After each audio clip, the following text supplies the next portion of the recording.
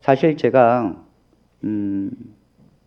그 유튜브로 이제 준비하고 있는 것은 따로 우리 다산 비전교회와 조금 다른 하나를 준비하고 있는 것은 풀어지는 성경이라고 제가 따로 제목을 만들어서 이제 거기에 여러 가지 궁금한 성경의 말씀들을 이제 함께 풀어주는 그걸 하게 될 것입니다.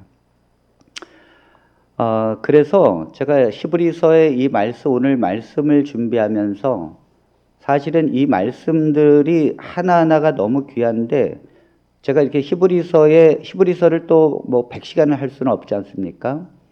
짧은 그 한 뭐 몇 번을 하는데 너무 귀한 말씀들을 그냥 지나치고 있는 것이 안타까워서 제가 이 시간에는 제가 풀어지는 성경을 앞으로 할 것처럼 성경을 히브리서 12장 오늘 12절로 29절에 있는 말씀인데 이걸 제가 그대로 읽으면서 한 구절 한 구절을 풀어드리도록 하겠습니다.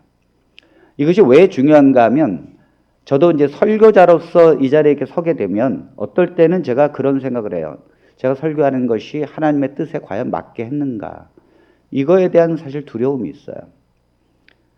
근데 제가 이제 성경절을 그대로 풀면 혹시 여러분들은 깜짝 놀랄 것입니다.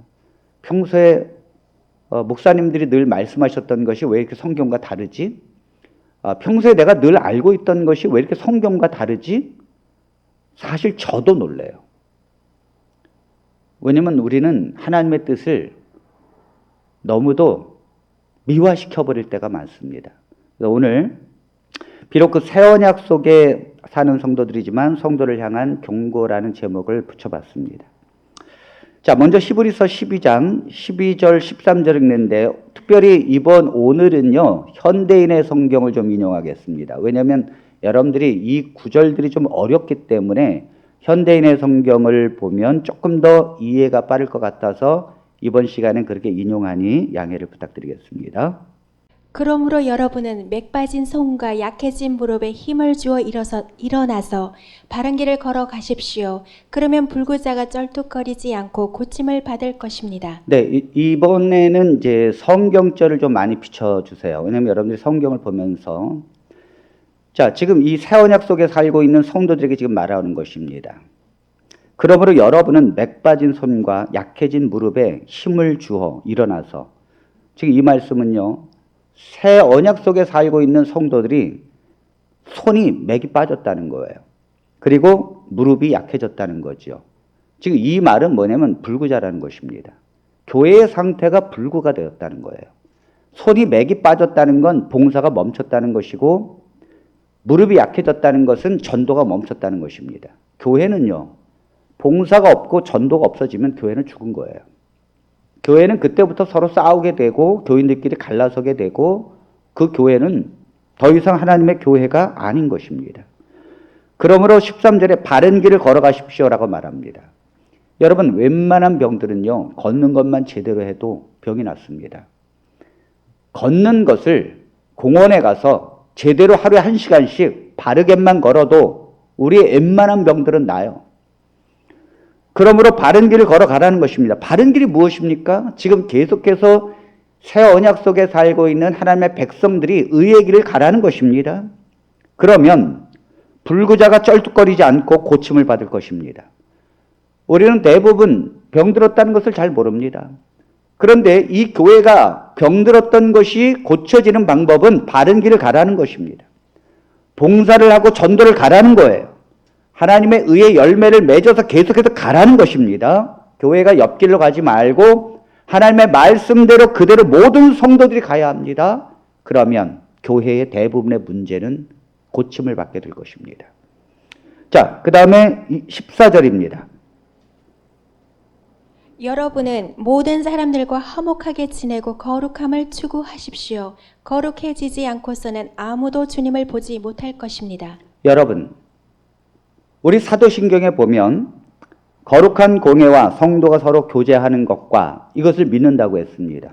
이게 무슨 말인가 하면 모든 예수 그리스도를 주로 믿고 있는 교회들은 하나님의 거룩한 공동체의 교회라는 것입니다.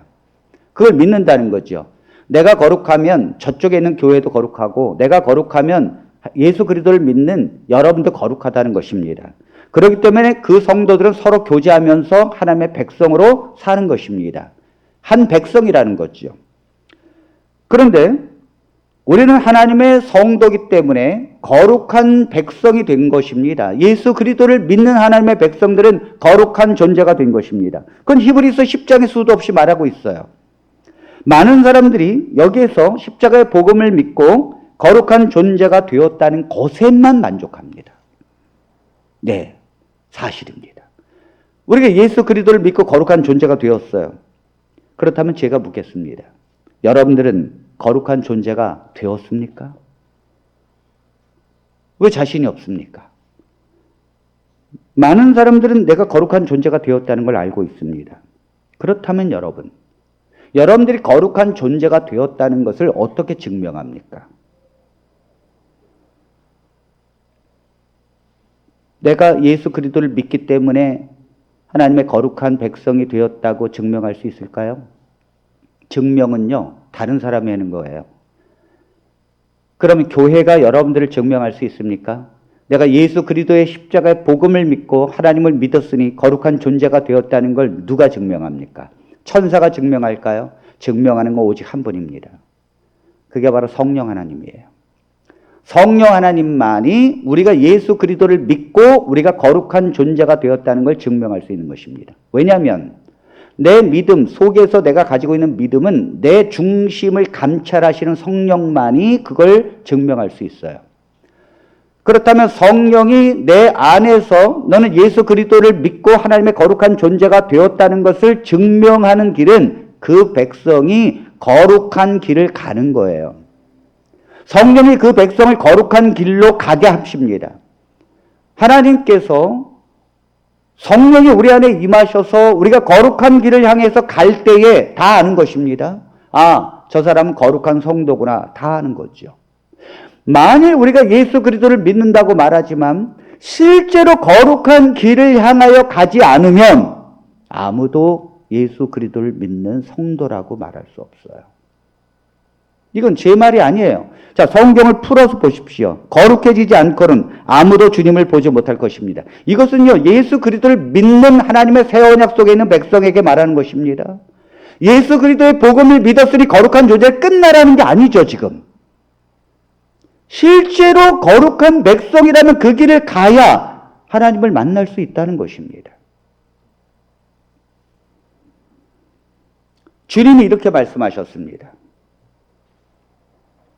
너희 의가 서기관과 바리새인의 의보다 낫지 아니하면 결코 하나님의 나라에 들어갈 수 없느니라. 자, 서기관과 바리새인들의 의가 대단합니다. 그들은요, 율법의 그 613가지를 철저하게 지키려고 노력했습니다.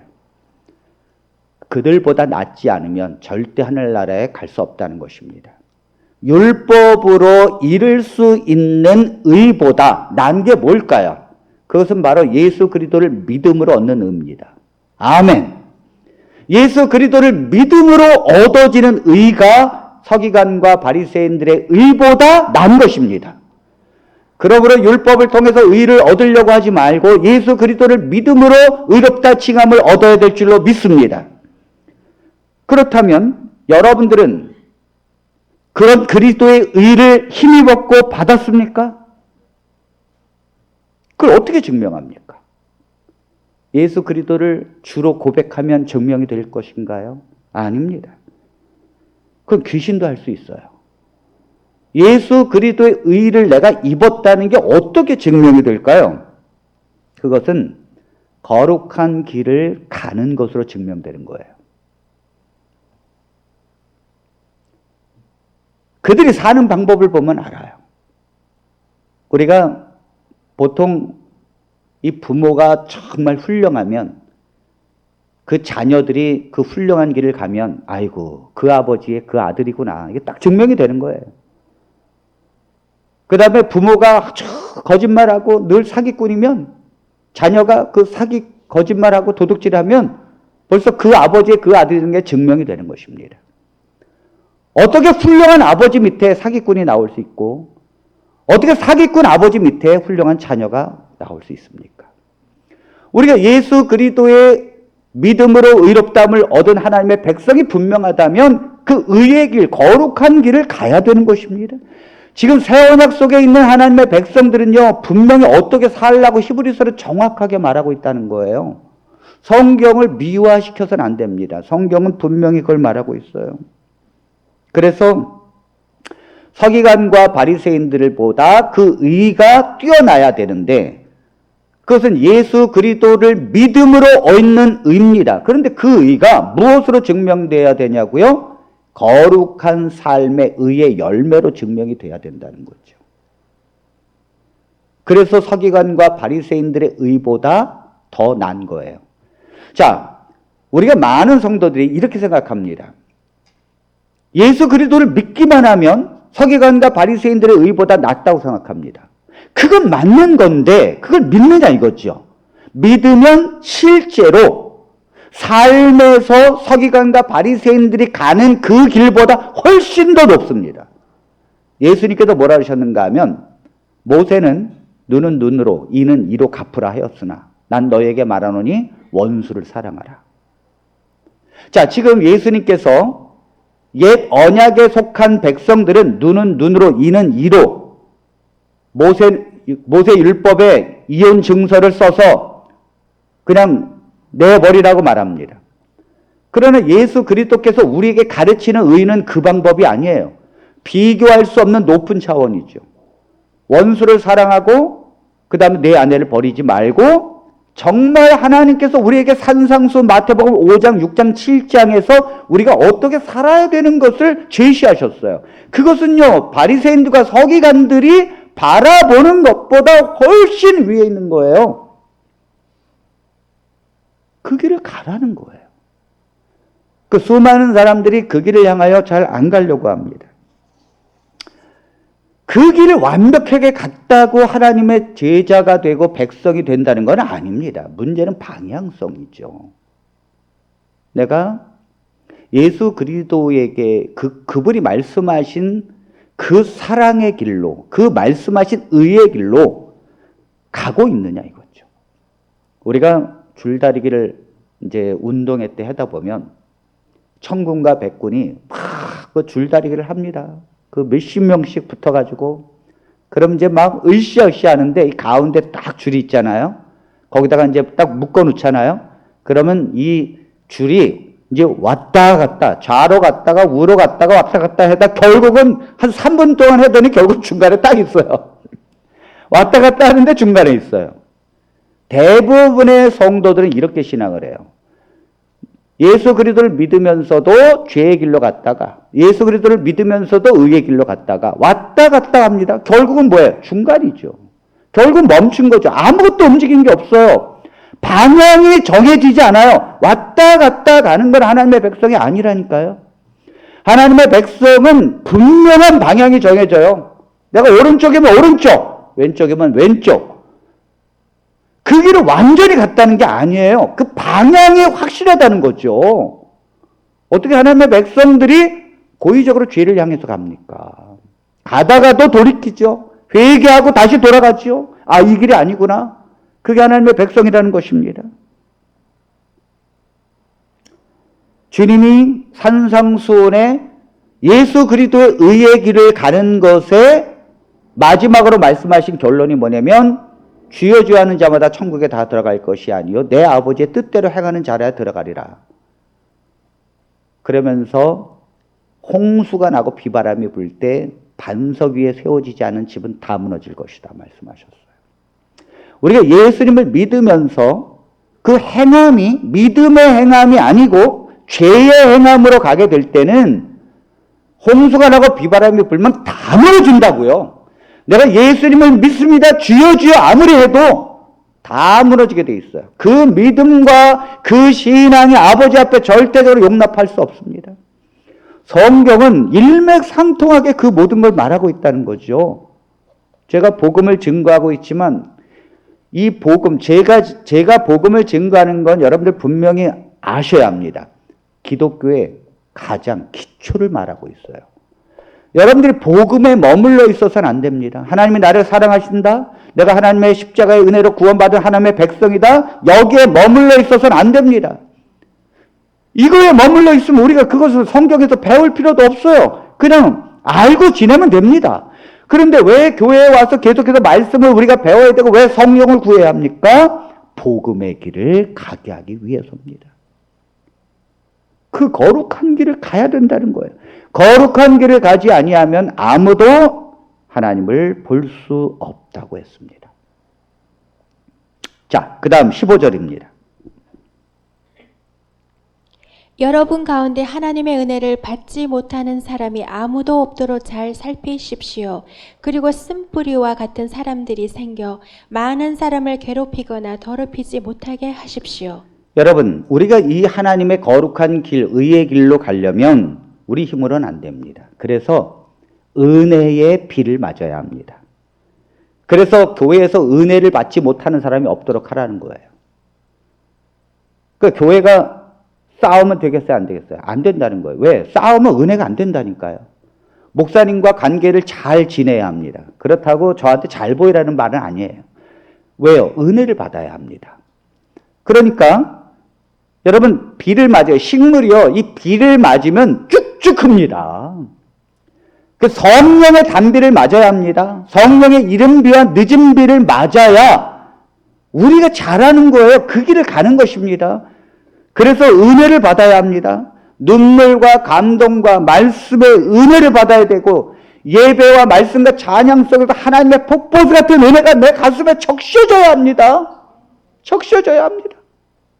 여러분들이 교회에 올 때 그 집에서부터 그리스도를 만나기 위하여 내가 찬양하는 마음으로 여러분들이 오셔야 합니다. 그래서 교회에서는 그것이 그 폭발이 되어야 합니다. 그것이 온종일 하나님을 향하는 마음의 폭발이 돼야 돼요. 제가 이 설교를 하는 날에 제가 말씀을 그 말씀을 봅니다. 이 말씀에 젖어 살고 이 말씀을 묵상합니다. 그리고는 이 단에서 교회에 왔을 때는요, 그 말씀이 폭발하는 거예요. 폭발하는 거예요. 우리 성도들도 그 말씀과 하나님 앞에 올 때에 그것이 젖어져야 돼요. 말씀의 은혜를 받아야 합니다. 그래야 그 길을 갈 수 있습니다. 그 다음에 쓴뿌리 같은 사람들이 생겨 많은 사람을 괴롭히거나 더럽히지 못하게 하십시오. 이 쓴뿌리는 뭐냐면 교회에서는 가끔 이 쓴뿌리 같은 잡초가 자라납니다. 참 희한하죠. 분명히 말씀을 먹는데 희한하게 잡초가 자라나요. 그래서 성경에도 가라지 같은 성도가 반드시 있다는 것입니다. 이거 뽑지 말라는 거죠. 다만 가라지는 절대 자라지 못하게 해야 합니다. 가라지를 뽑지 말라고 그랬어요. 왜 가라지를 뽑지 말라고 그랬습니까? 다 가라지 뽑다 보면 성도들도 뽑혀요. 제가 예전에 전도사로 있을 때 담임 목사님이 가라지를 딱 뽑는데 그 순진한 집사들이 다 뽑혀가지고 날아가더라고요. 어떻게 날아가는가 봤더니 이 목사님이 그 사람을 포용하지 않았다고, 목사님이 그 사람을 사랑하지 않았다고, 그래서 실망해가지고 다 뽑혀서 달아납니다. 야, 가라지 뽑지 말라는 게 맞는 거구나. 그런데 여러분 교회는요, 이 가라지가 여기 뭐라 했어요? 쓴뿌리와 같은 사람들이 생겨서 많은 사람을 괴롭게 하거나 더럽히지 못하게 하라잖아요. 가라지는 절대 직분을 주면 안 됩니다. 가라지에게 영향력을 줘서는 안 돼요. 가라지가 성경을 가르친다거나 가라지가 영향력을 가르친다거나 가라지가 교회에서의 어떤 행위를 하게 해서는 안 됩니다. 교회는 철저하게 막아야 된다는 거예요. 그 사람이 가라지로 여겨지고 믿음에서 증명이 되지 않고 삶에서 그리스도를 향한 마음에 그 모든 삶이 증명되지 않으면 직분 주지 말라는 거예요. 가라지가 함부로 교회를 어지럽히지 못하게 하라는 것이죠. 이거 우리에게 주는 교훈이, 여러분 이 하나님의 말씀대로만 하면 하나님이 교회를 이끌어 가십니다. 아멘. 그런데 사람들이 하나님의 말씀대로 안 하고 인간적으로 자꾸 생각해요. 인간적으로 이렇게 하면 될 거라고 생각합니다. 그렇지 않아요. 교회는요, 법은 오직 성경입니다. 그리고 하나님의 말씀대로 가면 주님이 이 교회를 이끌어 주시는 믿습니다. 성령이 성도들의 심령을 이끌어 주시는 믿습니다. 하나님께서 그 교회를 부흥시키는 것입니다. 16절입니다. 또 음란한 사람이나 한 그릇의 음식 때문에 마다들의 특권을 팔아버린 예서와 같은 불신앙의 사람이 생기지 않도록 하십시오. 음란한 사람이 생기지 말게 하라는 것이죠. 여러분, 교회에서 음란한 사람이 있습니다. 교회를 연애하러 오는 사람도 있어요. 예전에 처녀총각 때야 그럴 수 있다 할지라도 성도가 그 음란한 길을 가서는 안 되죠. 그래서 교회는요, 남자 여자를 자동차에 같이 태우면 안 돼요. 그 목사님 옆에 성도가 탈 수 없고요. 집사람 외에는 절대 못 합니다. 물론 남자 성도는 예외지만. 그리고 목사님과 한 성도, 여성도가 차 안에 단둘이 탈 수 없어요. 그리고 신방도 단둘이 다닐 수 없습니다. 절대 그 상태를 허락하지 말라는 거예요. 밥도 먹을 수 없죠. 뭐 할머니 정도는 괜찮겠지만 하지 말라는 거예요. 교회는 연애하는 곳이 아니라는 거죠. 집사님들이 누구에게 잘 보이려고 그 아침부터 화장을 하고 교회 지각해서는 안 됩니다. 여러분들이 마음의 중심을 가지고 하나님 앞에 나오는 것이지 누구한테 잘 보이려고 이쁘게 꾸미고 나옵니까? 교회는 연애하는 곳이 아니에요. 절대. 순결을 가지고 하나님 앞에 서야 합니다. 어떤 사람들은 한 그릇의 음식으로 장자를 에서와 같이 팔아버립니다. 여러분, 우리는요, 하나님의 자녀가 되었고 하나님의 장자가 되었습니다. 그런데 이 직분이 얼마나 귀한지 모르면서 산다는 거죠. 그래서 한 그릇에 팥죽으로 팔아버려요. 먹고 사는 일에 팔아버려요. 내가 먹고 사는 것 때문에 하나님의 장자의 그 특권을 잃어버립니다. 그렇게 살 수 있어요. 여러분들은 하나님의 위대한 장자가 됐을 뿐만 아니라 여러분들은 그리스도의 신부가 되었습니다. 여러분들의 신분이라는 것은 상상할 수 없을 정도로 위대하고 존귀한 것입니다. 여러분들은 제사장이 되었습니다. 이 존귀를 아무나 취하는 것이 아니라고 그랬어요. 그러므로 여러분들은 왕같은 제사장이요, 하나님의 나라의 백성이고요, 하나님의 장자이면서 예수 그리스도의 신부입니다. 이 모든 것들을, 영적인 놀라운 가치를 육신적인 거와 바꾸지 마십시오. 여러분들 누가 1억을 준다 해도 여러분들의 장자의 특권을 맞바꾸지 마십시오. 여러분들이 장자로서의 특권, 그 말씀을 보는 그 시간, 여러분들이 예배를 드리는 그 시간, 여러분 이것은 장자만이 하나님께 드리는 귀한 특권입니다. 이거를 세상에 돈 버는 일에 바꾸지 마십시오. 성경은 분명히 교훈하고 있어요. 바꾸지 말라는 거예요. 절대적으로 바꾸지 말라는 거예요. 여러분들이 말씀 보는 그 시간, 통독하는 그 시간, 다른 어떤 것으로도 바꾸지 마십시오. 우리가 이 세상에서 내가 시간이 나서 말씀 보고 시간이 나서 기도하는 게 아니에요. 내가 말씀을 보는 시간을 하나님 앞에 정하는 것입니다. 주님, 제가 하루에 언제부터 언제까지는 말씀을 보겠습니다. 정하는 거예요. 그 시간을 다른 거와 맞바꿔서는 안 됩니다. 그것이 가장 우선순위가 돼야 돼요. 이 길을 가지 못하면 여러분들은 어느 순간에 흔들릴 것입니다. 떨어져 나갈 거예요. 아무리 붙잡아도 떨어져 나갈 것입니다. 자, 우리가 하나님의 자녀가 되었는데 이 자녀의 특권을 절대 다른 것으로 바꾸지 말라는 것입니다. 자, 17절입니다. 여러분이 알다시피 예서는 그 후에 아버지의 축복을 받으려고 눈물을 흘리면서 구하였으나 거절당했으며 회개할 기회를 얻지 못했습니다. 자, 만일요, 우리가 이 장자권을 팔아버리게 되면 다시 그것을 얻을 수 있을까요? 불가능합니다. 믿음에서 한번 떨어지게 되면 회복하는 것은 대단히 어렵습니다. 성경은 에서가 아버지의 축복을 받으려고 눈물을 흘리면서 다시 구했지만 다시 얻을 수 없었다 그랬습니다. 이거 성경에서, 신약 성경에서 우리에게 지금 설명을 해주고 있어요. 지금 많은 초대교회 성도들이 믿음에서 떠나서 가요. 아, 내가 나중에 믿으면 되지. 내가 세상에 좀 맛을 보고 난 다음에 나중에 죽기 직전에 하나님을 믿으면 되지. 그러면 죽기 직전이라는 게 잘 없어요. 여러분, 그 상도의 드라마를 보면, 제가 왜 드라마를 자꾸 이야기하는가 하면, 여러분들이 제가 이야기하고 나서 드라마를 보면, 야, 정말 그러네. 그걸 여러분들이 증명하고 볼 수 있을 것입니다.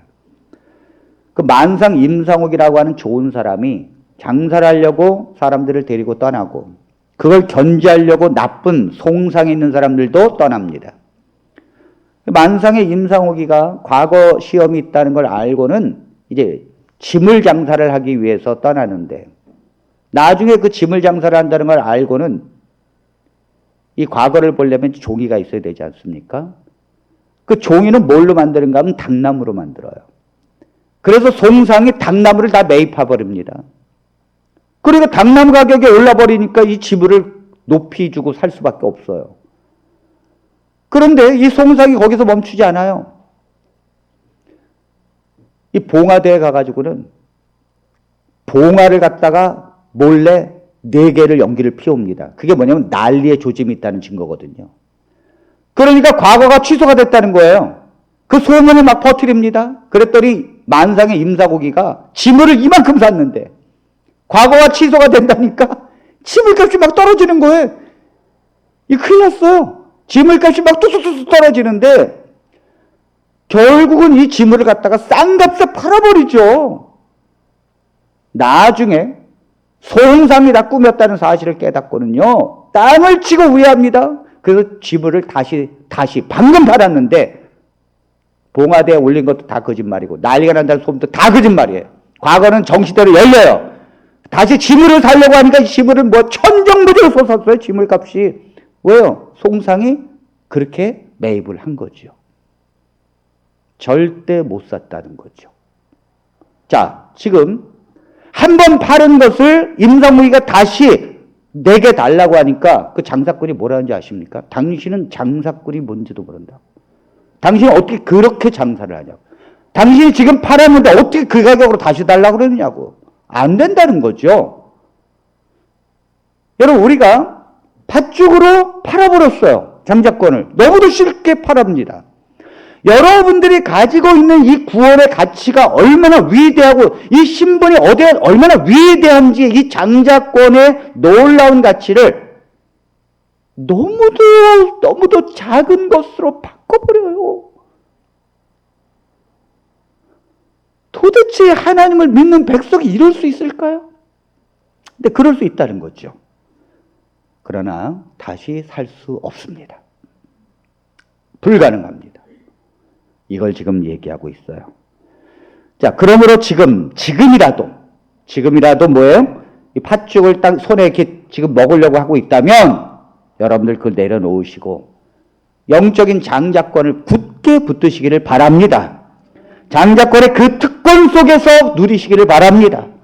우리는 영적인 하나님의 백성이며 그 장자권의 소유자입니다. 자, 18절로 21절에 읽은 말씀 좀 깁니다만 같은 말씀이기 때문에 우리 읽어보겠습니다. 여러분이 믿음으로 다다른 곳은 옛날 이스라엘 사람들이 율법을 받던 신의 산이 아닙니다.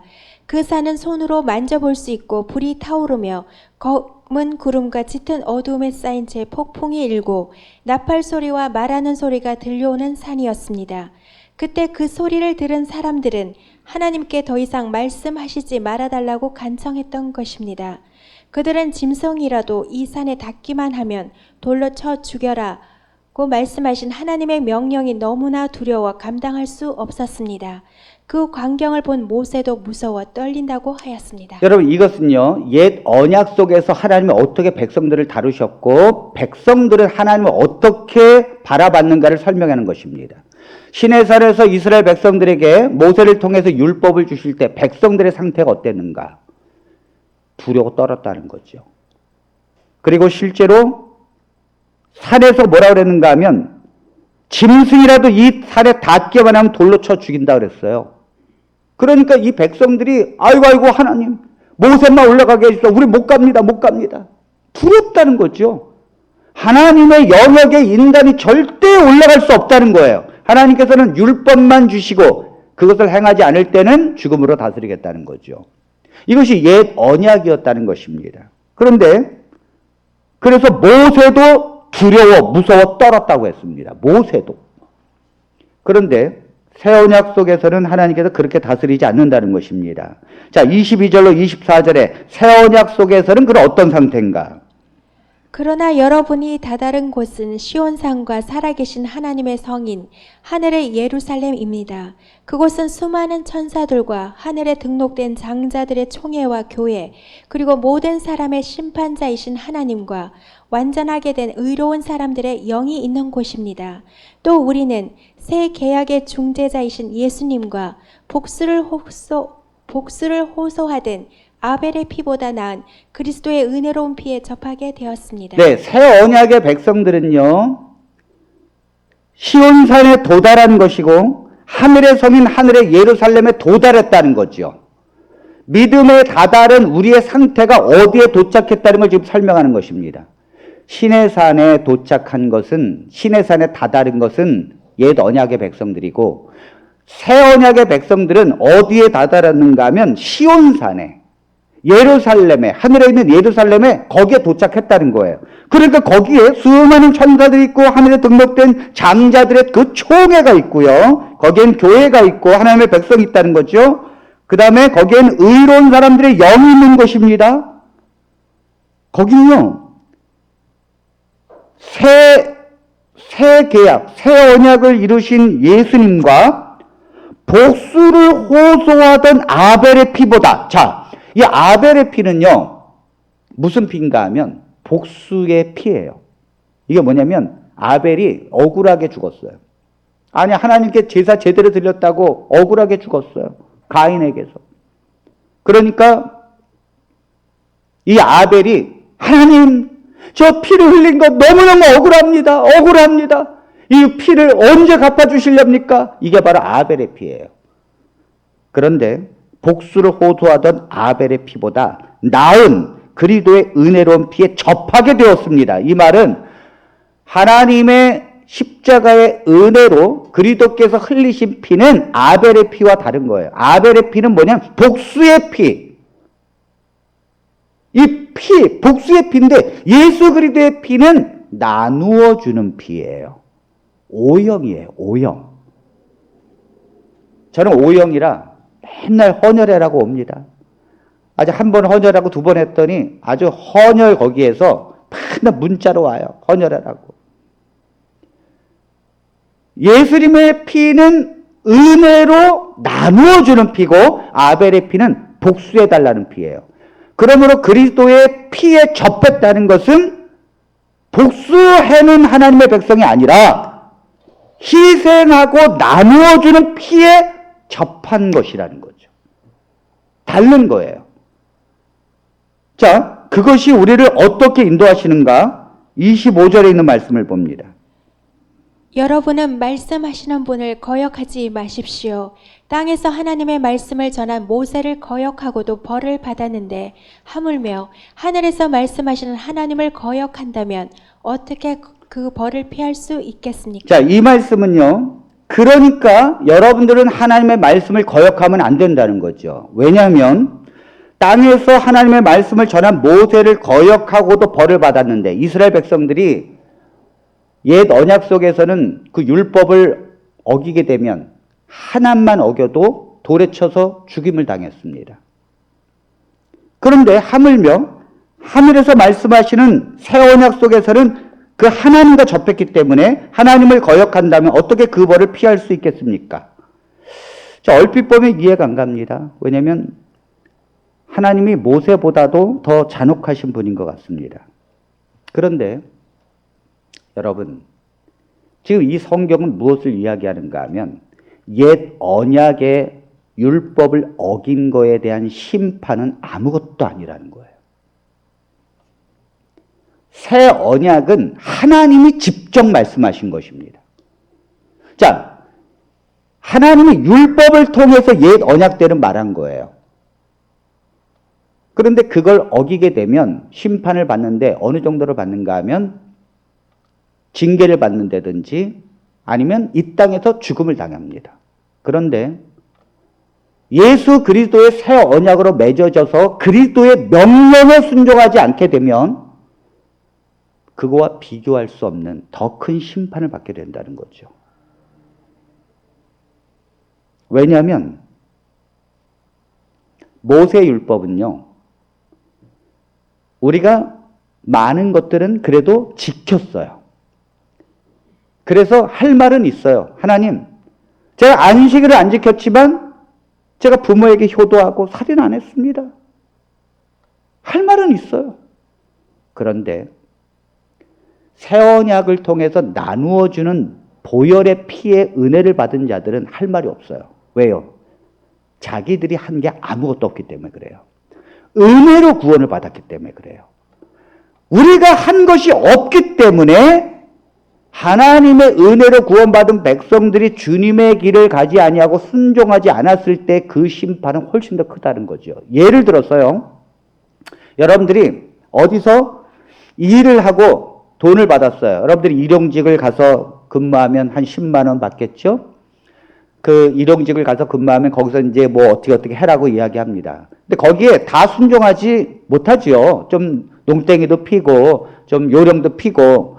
그런데 어떻든 간에 이제 하루가 일을 하게 되면 10만 원을 받습니다. 근데 여러분들이 그것은요, 삭스를 받은 거예요. 여러분들이 일을 해서 받은 거예요. 그걸 갖고 여러분들이 술을 먹든지 도박을 하든지 누가 뭐라 할 사람 없습니다. 문제는 여러분들이 정말 돈이 급하다고 해서 정말로 내가 어렵다고 해서 돈을 꾸러왔는데 어떤 지인이 너무너무 불쌍하고 지금 급하고 안 됐으니까 그냥 갚을 생각하지 말고 이 돈 그냥 갖다가 그냥 쓰라고. 그래서 10만 원을 줬어요. 근데 이 사람이 그걸 가지고 저기서 도박을 해내. 잘 보십시오. 즉 삭수로 받은 것은요, 그 사람이 무엇을 했든지 그냥 아이고 저거 하루 열심히 일해가지고 결국 도박하고 저거 뭐야 저거 하면서 그 사람을 그냥 정지하고 끝나요. 그러나 그 사람이 아무런 노력도 하지 않는 상태에서 받은 돈으로 도박하는 건 다른 문제예요. 그건요, 모든 거에 지찬을 받아요. 용서받을 수 없다고요. 즉 새 언약 속에 사는 하나님의 백성들이 히브리서 12장은요 강력하게 경고합니다. 우리가 하나님의 은혜만을 얘기할 게 아니라니까요. 제가 성경을 보면서 두렵고 떨린다니까요. 과연 나는 백성을 제대로 인도하고 있는가? 정말 하나님의 백성들을 예수 그리스도의 심정으로 지금 가게 하고 있는가? 그게 너무너무 양심에 가책이 있어서 제가 오늘은 그냥 말씀을 그대로 읽겠다는 거예요. 제가 만약 설교를 했으면 이 부분을 빠뜨릴 것입니다. 자, 26절 점점 더 합니다. 26절. 그때에는 그분의 음성으로 땅을 뒤흔들었지만 이제는 그분이 이런 약속을 하셨습니다. 내가 한 번 더 땅뿐만 아니라 하늘까지 뒤흔들어 놓겠다. 자, 이거 보십시오. 새 언약 속에서는 하나님께서 그분의 음성으로 땅을 뒤흔들었어요. 그 땅을 뒤흔드니까 제대로 반석에 쓰지 않은 것들은 다 뭐예요? 무너지더라는 거예요. 다시 말해서 옛 언약 속에서 하나님께서 한 번 뒤흔들었더니 백성들이 다 무너졌어요. 그래서 하나님 앞에 AD 70년에 완전히 무너지고 심판받고 이 유대인들이 망한 거 아닙니까? 그러나 하나님 앞에 정말 바로 선 자들만이 남았습니다. 흔들리지 않았어요. 그 고난 중에도 바벨론에 끌려가는 중에도 하나님께 기도하는 다니엘 같은 사람들, 그 다니엘의 친구 같은 사람들, 그런 사람들은 흔들리지 않았습니다. 하나님 어떤 시련을 줘도 흔들리지 않았어요. 그런데 하나님은 옛 언약의 뿐만이 아니라 한 번 더 흔들겠다는 거예요. 언제요? 새 언약의 백성에게 한 번 더 흔들겠다는 거예요. 이건 뭐예요? 큰 고난을 주고 그 큰 시련을 주겠다는 거죠. 한 번 더 흔들겠다는 거예요. 그런데 그때는 땅만 흔드는 게 아니라 하늘까지 흔들겠다는 거예요. 이건 뭐냐면 바벨론에 끌려가는 것보다, 이스라엘 백성들이 애굽에 끌려가는 것보다 훨씬 더 큰 고난과 핍박이 오게 될 것이다. 반드시 땅과 하늘이 같이 흔들게 될 것이다라는 거죠. 왜죠? 자, 왜? 자, 27절입니다.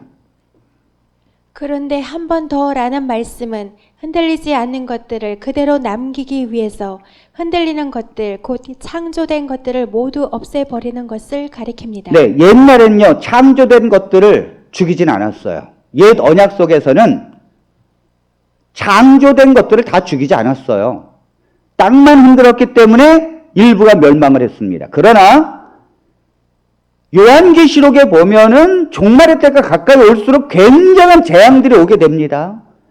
하늘까지 흔들려요. 하늘의 조기 축처럼 말리고, 이럴 때는 피조물들이 다 죽어버려요. 굉장한 흔들림이 온다는 거죠. 여기에 하나님의 이 백성들이 지금 거룩한 길을 가지 아니하고, 지금 의의 길로 가지 아니하고, 지금 의의 열매를 맺지 못하는 이 백성이 거기에서 남을 수 있겠느냐 이거예요. 거기서 살아남을 수 있겠느냐 이거죠. 하나님께서 이 엄청난 홍수가 내리고 그래야 비바람이 치는데 여러분들의 믿음이 과연 예수 그리스도의 반석에 섰느냐의 문제예요. 여러분들의 모든 삶이 그리스도 앞에 고정되어 있느냐죠. 그렇지 않으면 다 떨어져 나갈 것이라는 거예요. 다 떨어져, 주여 주여 하는 자부터 천국에 들어가지 못한다는 거죠. 자, 28절입니다. 우리 새 언약의 백성들은 어떤 백성인가? 우리는 흔들리지 않는 나라를 받았으니 감사하며 경건하고 두려운 마음으로 하나님을 섬겨 그분을 기쁘게 해드립시다. 우리 하나님은 소멸하는 불이십니다. 우리는 흔들리지 않는 나라를 받았으니. 왜 흔들리지 않습니까? 여러분, 이 지구의 땅과 하늘이 흔들릴 때 우리는 어디에 있어요? 어디에 있는 백성이에요? 흔들리지 않는 하나님의 나라의 백성입니다. 아멘.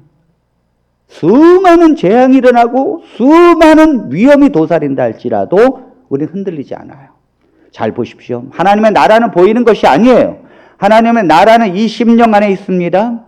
그리고 심령 안에서 하나님의 나라를 붙드는 사람들은 그 시민권이 하늘에 있습니다. 그런 사람들이 이 땅에서 아무리 흔들려고 해도 절대적으로 흔들려지지 않아요.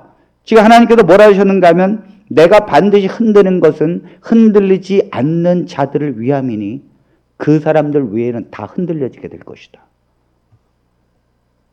믿음 생활을 제대로 해야 합니다. 하나님의 길을 제대로 가야 합니다. 교회가 잘못 가르쳤다간 지도자도 다 흔들리게 될 것이고 지도자부터 그 흔들림에서 떨어져 나가게 될 거예요. 이 길을 진심으로 가지 않으면 이 코로나 중에도 다 흔들려지는데 비교할 수 없는 큰 흔들림에 수많은 사람들은 떨어져 나갈 거예요. 옛 언약 속에서도 풀무불에 들어가지 않는 다니엘의 친구들을 보십시오. 새 언약 속에서 우리가 무조건 구원받은 것이 아니에요. 그렇지 않아요. 예수 그리스도를 믿음으로 구원을 받고 하나님의 은혜의 보좌로 나아가는 담력을 얻은 건 사실입니다. 문제는 과연 당신이 그 속에 있는 존재인가의 문제예요. 과연 여러분들은 지금 새 언약의 그 은혜 아래 확실하게 있느냐죠. 있으면 다행입니다. 하지만 무엇으로 증명할 것입니까? 내가 거룩한 길을 지금 가고 있습니까? 내가 장자의 이 귀한 것을 한 그릇의 팥죽으로 절대 더럽히지 않는 굳건한 믿음 위에 서 있습니까? 우리가 정말 의의 열매를 맺고 있습니까? 그걸 누가 증명합니까? 누가? 내 가족도 나를 그렇게 생각하지 않고 내 이웃들도 아무도 아니에요. 성령이 그걸 증명해야 돼요. 성령이 증명하려면 성령은 반드시 그 길을 가게 한다는 거죠. 그 길을 가게 한다는 거죠. 과연 그 길을 가지 않는 믿음은 다 죽은 믿음이라는 거예요. 죽은 믿음. 새 언약 속에 있는 하나님의 백성들은 하나님이 있는 그대로를 받으십니다. 그건 진실입니다. 그러나 여러분들이 죄가 있고 여러분들이 부족한 삶을 살았어요. 하나님께서 그 모든 걸 그대로 받으십니다. 그건 진실입니다. 그러나 그건 초신자의 얘기입니다. 초신자가 세상에서 죄를 짓고 초신자가 세상에서 어떻게 살았다 할지라도 그리스도가 앞으로 오는 초신자들은 그대로 하나님께서 받으십니다. 그러나 성도가 맨날 죄의 삶을 살고 맨날 죄와 타협하고 맨날 사단의 열매를 맺고 사는 삶을 그대로 가지고 온다고 하나님께서 그대로 받으신다? No! 아닙니다. 그렇지 않아요. 성경 어딜 봐도 그렇지 않아요. 그럴 수 없습니다. 하나님의 백성들은 절대 그렇지 않아요. 죄가 그렇다고 말해도 하나님이 나중에 아니라고 말할 것입니다. 그렇지 않아요. 여러분, 당자는 그가 어떤 거짓골을 해도 아버지는 그를 받으십니다. 그러나 당자가 집에서도 거짓골을 하는 것은, 옛날의 악의 습성을 집에서도 하는 것은 옳지 않아요. 분명히 이 아들은 아버지께서 원하는 길을 갈 것입니다. 은혜 받은 아들은 아버지의 원하는 그 길을 따라갈 것입니다. 이게 아버지의 뜻대로 가는 거예요. 만일 어떤 사람이 아들이라고 왔습니다. 그런데 알고 보니까 이상해. 죄에 거하는 삶을 살고 열매를 맨날 죄의 열매를 맺고 있어. 자세히 보니까 아들이 아니야. 아이고, 이거 탕자의 얘기를 듣고 탕자의 친구가 왔네. 그러니까 이 탕자의 친구는 그 죄의 길을 그대로 가는 거예요. 아버지 밑에서 돈만 받고. 잘 보십시오. 탕자는 자기 스스로 집을 나갔지만, 아버지 곁을 자기 스스로 떠났지만, 진짜 아들이 아니라면 아버지가 내쫓습니다. 아버지가 내쫓는 거예요. 새 언약 속에 있는 백성들은요, 진정한 하나님의 자녀가 아니라면 하나님이 난 널 모른다고 내쫓이고 이를 갈미 있으리라.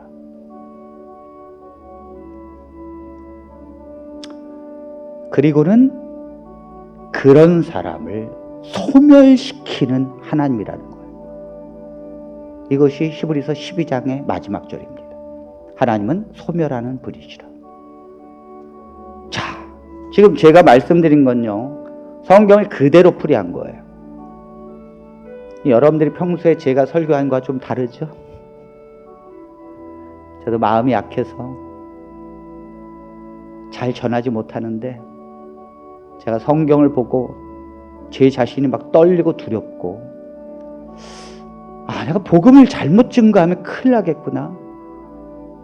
내가 이 성도들로 하여금 그리스도의 열매를 맺는 삶으로 가지 못하게 하면 제 복음은 가짜라는 걸 알게 됐어요. 가짜에 속지 마십시오.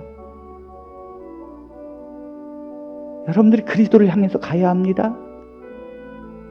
우리 교회에 여러분들이 정말 성도로서, 하나님의 자녀로서 예전에 어떤 삶을 여러분들이 살았다 할지라도 그것보다 훨씬 더 하나님의 의의 열매를 맺어야 합니다.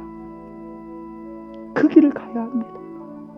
여러분들이 율법 속에 있었던 것보다, 여러분들이 전에 살았던 것보다 훨씬 더 거룩한 길을 가십시오. 그게 안 되니까 성령을 구하는 것이고 하나님의 십자가를 바라보는 거예요. 그 피투성이 싸움을 벌이는 것이 성도예요. 히브리서 12장은요, 그것이 경주라고 말하는 거예요. 그것이 달려가는 거라고 말하는 거예요. 제가 히브리서를 읽어보면서 히브리서는요, 피나는 싸움을 해야 된다고 계속해서 말합니다. 그렇지 않으면 결국 낙오자가 될 수 있다고 말합니다. 하나님은 진정한 백성은, 이 길을 가고자 하는 진정한 백성은 어떻게든지 하나님의 끝입니다. 그런데 과연 진정한 백성 안에 내가 있느냐의 문제잖아요. 나는 과연 그것을 정말 원하느냐 문제잖아요. 내가 부족하지만 진정한 자녀는 하나님의 그 길로 가기를 원하거든요. 그 길이 비록 죽음의 길이라 할지라도, 그 길이 비록 고난의 잔이라 할지라도, 그 길이 비록 거지가 되는 길이라 할지라도 그 길을 원하는 게 하나님의 백성의 특징이에요. 우리가 하나님의 자녀라고 말하지만 원하는 것이 세상이고 원하는 것이 사단이 원하는 것이고 원하는 것이 육적인 거라면 어떻게 내가 하나님의 자녀 안에 있다고 말할 수 있겠습니까, 여러분? 그렇지 않잖아요. 그건 분명하잖아요. 우리 다산 비전교회 성도들은 단 한 번도 빠짐없이 주님께서 내가 너를 알고 너는 내 백성이라는 하나님의 은혜 속에 있게 되기를 원합니다. 우리가 7월부터 제자 훈련을 하게 될 것이고 성도들은 소그룹에서 철저하게 말씀 위주의 교제를 나누게 될 것이고 성장으로 가게 될 것입니다. 그 제자 훈련은 여러분들을 그리스도께로 향하는 강한 하나님의 길을 인도할 것입니다. 그것을 해야 합니다. 그래야 여러분들이 그리스도의 길을 가게 됩니다. 기도하면서 또 성령의 능력으로 이 길을 가게 해달라고 하나님 앞에 기도해야 합니다. 오늘 금요일 저녁, 오늘 우리는 말씀을 들으면서 주님 앞에 기도해야 합니다. 하나님, 이 길을 진정 가게 해달라고, 그리고 내가 거짓 믿음이 아닌 진실한 믿음 안에 주여 있게 해달라고 주님 앞에 기도해야 합니다. 우리 주님 앞에 기도합니다.